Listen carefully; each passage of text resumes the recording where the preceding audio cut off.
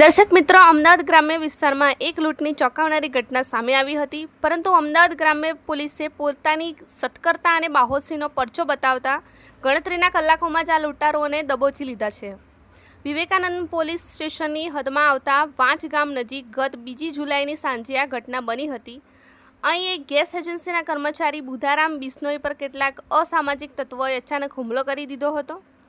આ શખ્સોનો ઈરાદો માત્ર હુમલાનો ન હતો, પરંતુ તેમણે બુધારામ પાસેથી અંદાજે 2.5 તોલાની કિંમતી સોનાની ચેન લૂંટી લીધી અને ત્યાંથી ફરાર થઈ ગયા. આ લૂંટના બનાવની ફરિયાદ નોંધાતા વિવેકાનંદ નગર પોલીસ એક્શન મોડમાં આવી ગઈ. પોલીસે ટેકનિકલ સર્વેલન્સ અને હ્યુમન ઇન્ટેલિજન્સનો યોગ્ય ઉપયોગ કરી તપાસનો ધમધમાટ શરૂ કર્યો છે અને આધુનિક ટેકનોલોજીની મદદથી ગણતરીના કલાકોમાં આ ગુનાને અંજામ આપનાર 5 આરોપી ઝડપી પાડ્યા છે. પોલીસના કબજામાં આવેલા આ 5 આરોપીને પકડી પોલીસે આરોપીઓ પાસેથી લૂંટાયેલી 2.5 તોલાની સોનાની ચેન અને અન્ય મુદ્દામાલ સહી સલામત કબજે કરી લીધો છે.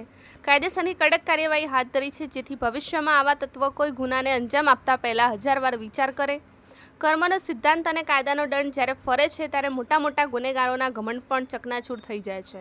અહેવાલ હિતેશ ઠક્કર, અમદાવાદ. નગર પોલીસ સ્ટેશન વિસ્તારમાં 2 જુલાઈના રોજ સાંજના 6 વાગે વાચ ગામથી બીબીપુરા જતા રસ્તા પર જે ભોગ બનનાર છે બુધારામ બિશ્નોઈ, ઉંમર 57 યર્સ, એ એમના એક્ટિવા ઉપર જતા હતા.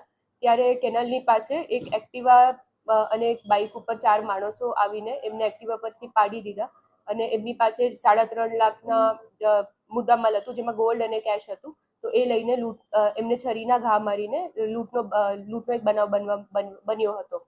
સદર બનાવ બનતા જે ભોગ બનનાર છે એમને બૂમાબૂમ કરીને આજુબાજુના લોકોને જાણ કરી હતી અને જે કેનાલ હતા એમાં એક્ટિવા પડી ગયેલું હતું આરોપીનું.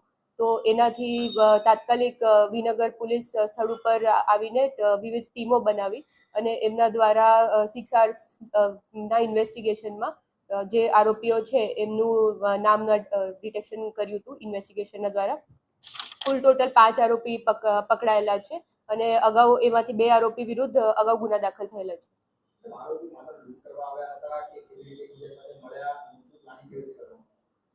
આરોપીઓએ જે 5 આરોપી છે એમાંથી 4 આરોપીઓ સ્થળ ઉપર આવ્યા હતા અને એક જે આરોપી છે એ વોચમાં રહેલો હતો. આ રીતે આખો ગુનાનો અંજામ આપવામાં આવ્યો હતો.